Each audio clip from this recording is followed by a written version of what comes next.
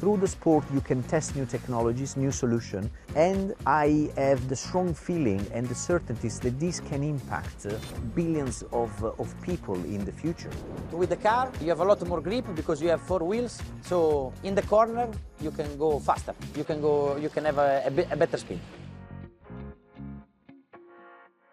Hello and welcome to Qatar 365 with me, Laila Humaira. On this episode, we get our hearts pumping for a thrilling look at motorsports in Qatar, from hypercars on the track to electric boats on the water. But first, we're here at Doha's Pearl District, where Joanna Hoos goes behind the scenes at the E1 Doha Grand Prix to discover how a pioneering electric powerboat championship is hoping to revolutionize motor water sports racing.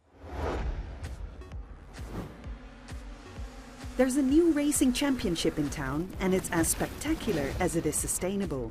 The world's first electric raceboat championship, the E1 series, has docked on the Pearl Island for the Visit Qatar Doha Grand Prix, and Team Alula is ready to make some waves. E1 is a brand new electric motorsport, and it's helping drive sustainable marine mobility whilst kind of pushing the boundaries of electric motorsport. And it's super exciting because these are the first kind of foiling boats of their type, electric foiling boats. So yeah, we're really pushing the boundaries in a lot of different ways. What's really interesting about it is it's brought this mix of people together, from powerboating, from sailing, from Formula One, from Formula E, into this unique championship, and we're all trying to figure out what's the best way to make these race birds fly, to go as fast as possible. Owned by NBA legend LeBron James, Team Alula are the new kids on the block, the latest to join E1's star-studded paddock of teams with A-list owners like Tom Brady, Will Smith and Rafael Nadal. This is Team Alula's first season, and the Doha GP is only its second ever race. But the other 8 teams don't have too much of a head start, as the E1 World Championship only launched last year. So everyone is still perfecting their racing strategies and figuring out how to optimize their battery-powered boats. Everybody is still learning a lot, but the progress from, of course, the first race in Season 1 to here now in our second race of Season 2, there's a lot of changes, and everybody is really picking it up in a hurry. But I think we got such a good team that everybody is putting everything together perfectly, and it's going quite well. We're going to be ones to watch for sure. Unlike other racing championships like Formula One, E1 teams currently don't design their own boats or batteries. Rather, they all race in this same design, the race bird, inspired by birds in so-called glide mode when they fly really close above the surface of the water. And that position is the sweet spot that all teams are aiming for. They just all have their own thoughts and secrets on how best to achieve it. This foil is kind of what it's all about, isn't it? It is, yeah. It all centers around this. So it essentially, if you imagine it like an airplane wing, so although it's submerged in water, it's the same principle. So as the boat gets faster, you have an area of low pressure and it lifts the boat out of the water. So the faster you go, the more it will lift up, and that's essentially how it works. The E1 isn't just about racing towards a sustainable future. It also champions gender equality for this generation and the next. I think the gender equality side is one of the biggest messages behind the championship. So each team has one male and one female driver. That's become normal to me, but in other racing series it's not normal. And I think what we learned is that giving drivers, whether you're a female or a male, the same access to the testing, to the engineers, to the seat time, you see that the talent levels itself out between the males and the females quite equally in a sport like this. The weekend is coming to a close, and Team Alula didn't quite get the result it was hoping for, as Team Rafa delivered its first ever win. But with a packed race calendar scheduled throughout the year, there's no time to dwell, as they all push forward to be crowned E1's kings and queens of the waves. The E1 Championship is the brainchild of CEO and co-founder Roddy Basso. I sat down with the Italian former aerospace and racing engineer to talk about his move away from traditional motorsport and his drive to launch a thrilling new racing sport that's both fast and friendly to the planet. Roddy, you worked on your thesis at NASA and then went on to spend decades at the pinnacle of motorsport, the Formula One. And now your new venture is the E1. Can you tell us, how did that idea of an electric powerboat racing championship come about? I worked 2 decades into the combination of high technology applied to sport.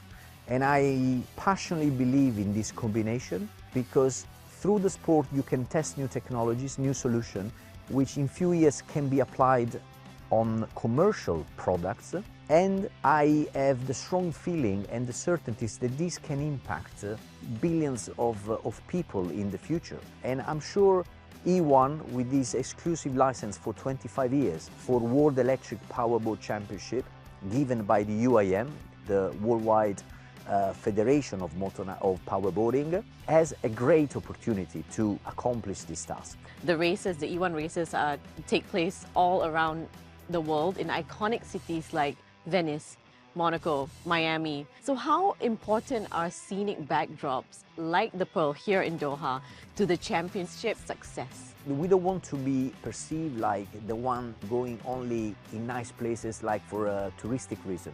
So we are in Monaco, and Monaco is, you know, the capital of yachting, very interested in the future. We come in Doha, where the yachting, I know that is coming very strongly, and there is a strategic vision to make the Qatar the place to be and the port to be. We need to be where there is interest in the future of water mobility, connection to the water. All the E1 teams are owned by celebrities in the sporting or entertainment world. So what does it mean, this backing from these famous people or celebrities? What does it mean for the sport in terms of popularity and growth? They are people that jumped on board to the project because they love the purpose, the impact that they can provide through it. And you know that we have launched this year the Blue Impact Championship, so they need to contribute to the ESG awareness and solution through their teams, and they will be put in competition. And they also are on board because they reckon this is a great business. And today I can tell you that the team license is, the value is 5 times the initial value in the beginning of last year. From making waves in the water to revving up gears on the track, the FIA World Endurance Championship is back in Qatar for the 2nd year in a row, opening its 13th season. A fitting start for what looks to be the most competitive year to date. While most people are more familiar with the Formula One format, the Endurance Series is a different beast altogether.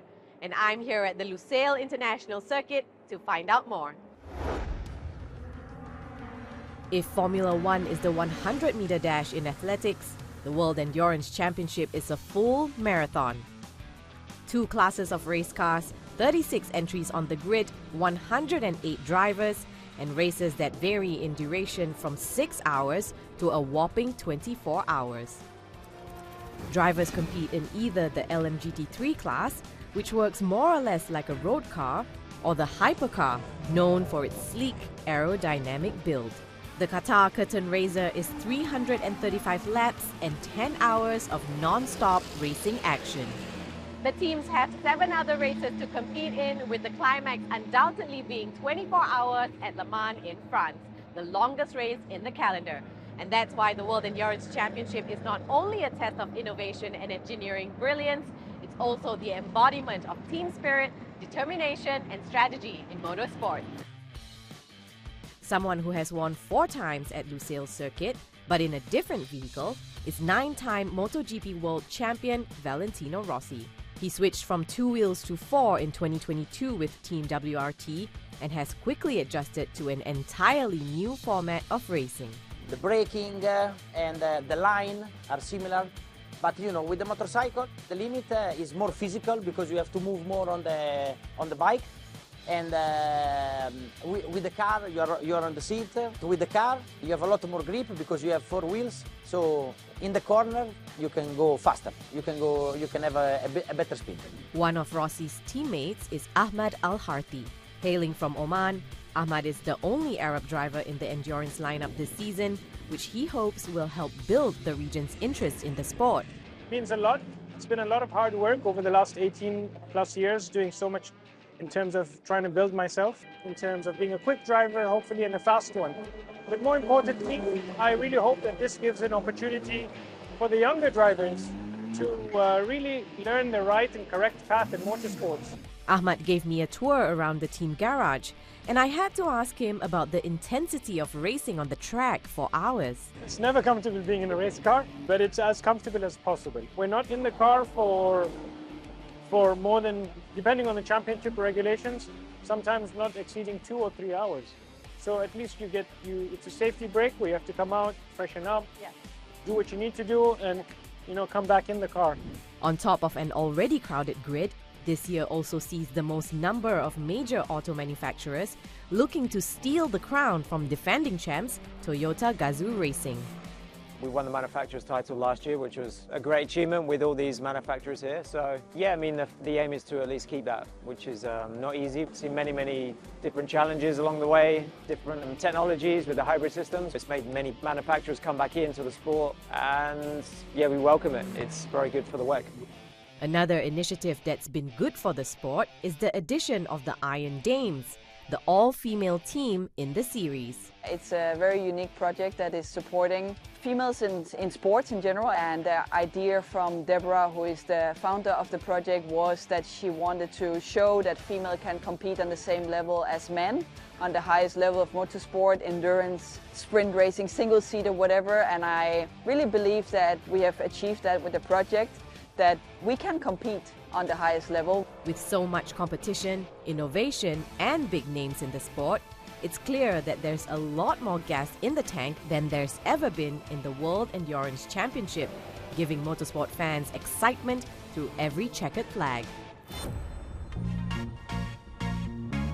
From racing on the water in electric powerboats to witnessing the sheer determination of endurance drivers and their hypercars, we hope you've enjoyed this thrilling episode, but that's all the time we have for now. For more, check out Euronews.com and connect with us through our hashtag. Thanks for watching, and we'll see you next time on Qatar 365.